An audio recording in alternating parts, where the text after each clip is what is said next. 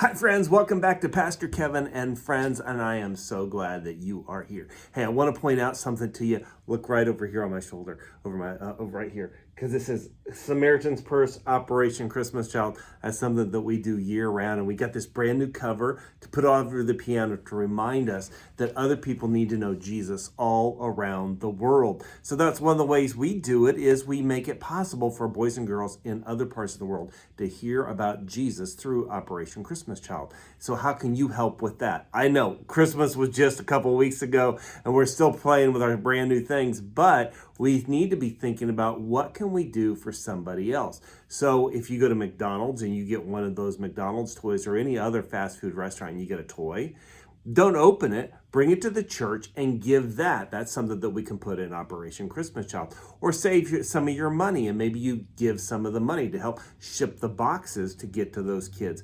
Or maybe you know how to make something, or maybe your family could go and buy some of the things like pencils and crayons that we put into those boxes to make a difference in somebody else's life around the world. And aren't you glad that you got to know Jesus because somebody cared enough to make sure you heard about him? Hey, I've got a great verse for us today. But before I share that verse, let me talk about this. It's going to be really cold over the next few days, and maybe, I don't know when you get to see this, but if it's really cold and you're bored, you want something to do, what I find fun to do is called relief art. Relief art? What is that? Well, relief art, you take a piece of paper and you take a pencil or a crayon or a piece of chalk and you put something underneath the paper. Maybe it's a quarter, or maybe it's a penny, maybe it's a leaf, maybe it's a piece of wood, and you rub the pencil, the side of the pencil, over the paper, and you get an impression of what it looks like.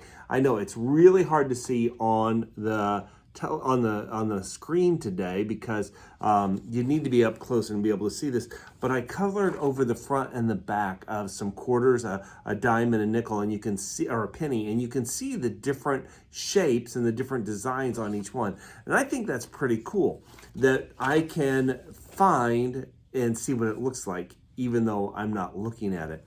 And the Bible has something to tell us about that and what we ought to do. So the Bible says in Matthew chapter 5, starting at verse 14, you are the light of the world. A city hidden on a hill, a city on a hill cannot be hidden. Neither do people light a lamp and put it under a bowl. Instead, they put it on a stand, and it gives light to everyone in the house.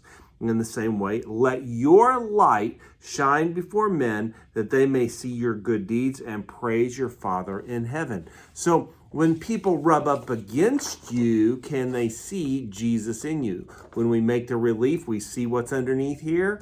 Yeah, but do people see Jesus living in you by the way that you treat them, the way you talk to them, how kind you are, or do mean things come out of your mouth? So we need to think about, how are we being a light in a world that needs to know Jesus? We can do that through our kind words and our kind actions and being a friend to all people. Well, hey, it's time for me to go, and I'll see you next time, and maybe one of our friends can be with us. Bye-bye.